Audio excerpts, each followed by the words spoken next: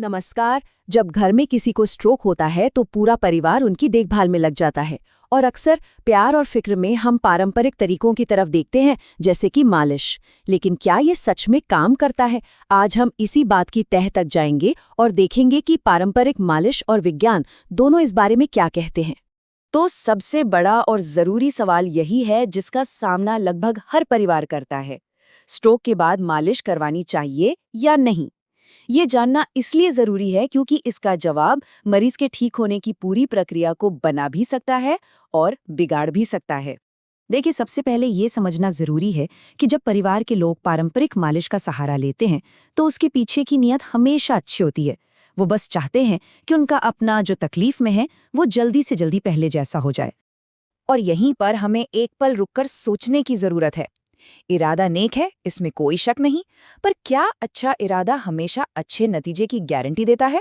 हमें यह समझना होगा कि स्ट्रोक से उभर रहे शरीर पर इस तरह की मालिश का असल में वैज्ञानिक असर क्या होता है। तो चलिए, अब इसके अच्छे और बुरे दोनों ही पहलुओं पर एक नज़र डालते हैं।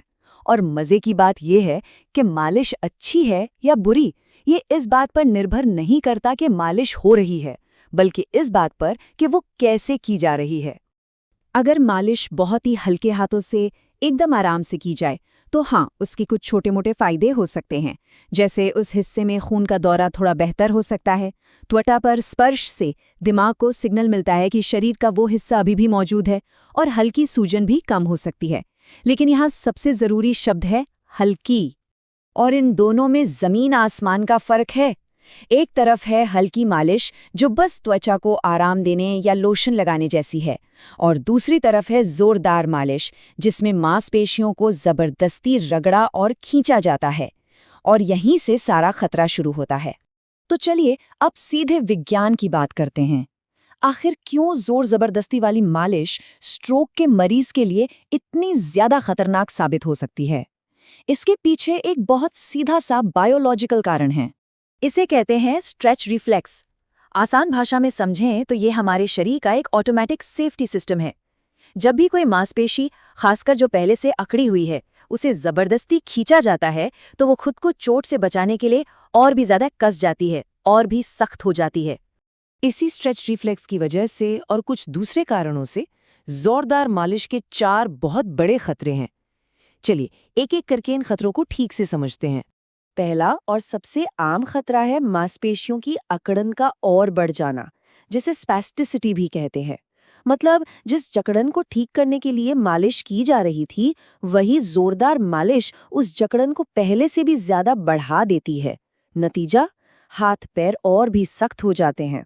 दूसरा खतरा है मांसपेशियों को सीधा सीधा नुकसान पहुंचाना। स्ट्रोक के बाद मांसपेशियां बहुत नाजुक हो जाती हैं।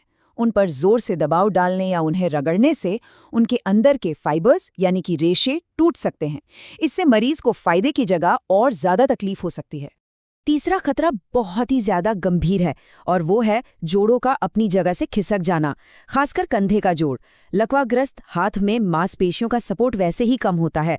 ऐसे में जब मालिश के दौरान हाथ को खींचा जाता है तो कंधा अपनी जगह से उतर सकता है, जो एक बेहद दर्दनाक स्थिति है और इसका दर्द लंबे समय तक रह सकता है।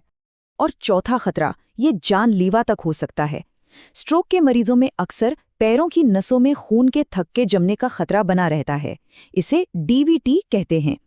अगर पैरों पर, खासकर पिंडली पर जोर से मालिश की जाए तो ये थक्का अपनी जगह से हिलकर खून के साथ बहता हुआ फेफड़ों या दिमाग तक पहुंच सकता है, जिसके नतीजे बहुत घातक हो सकते हैं। अच्छा, तो इन सारे खतरों के बारे में जानने के बाद अब ये सवाल उठता है कि फिर करना क्या चाहिए? सही और सुरक्षित तरीका आखिर है क्या? चलिए अब इस पर बात करते हैं। तो सीधी और साफ बात यह है, जोर से रगड़ने, दबाव डालने या अंगों को खींचने से हर हाल में बचना है। इसकी जगह सिर्फ आराम के लिए और त्वचा को रूखा होने से बचाने के लिए हल्के हाथ से तेल या लोशन लगा सकते हैं। और सबसे ज़रूरी, किसी अच्छे फिजियोथेरेपिस्ट की सलाह पर चलें, जो मरीज को खुद से हिलने डुलने के लिए प्रोत्साहित करे। तो असली रिकवरी का रास्ता एकदम साफ है। पहला कदम, जोरदार मालिश को पूरी तरह से भूल जाइए। ये झूठी उम्मीद देती है और असली नुकसान करती है। दूसरा, सिर्फ आराम और देखभाल के लिए हल्के स्पर्श का इस्तेमाल करें। और तीसरा और सबसे अहम कदम, एक्टिव फिजियोथेरेपी दिमाग को दोबारा हाथ पैर चलाना सिखाने का सिर्फ और सिर्फ एक ही तरीका है, और वो ये कि मरीज खुद हरकत करने की कोशिश करे।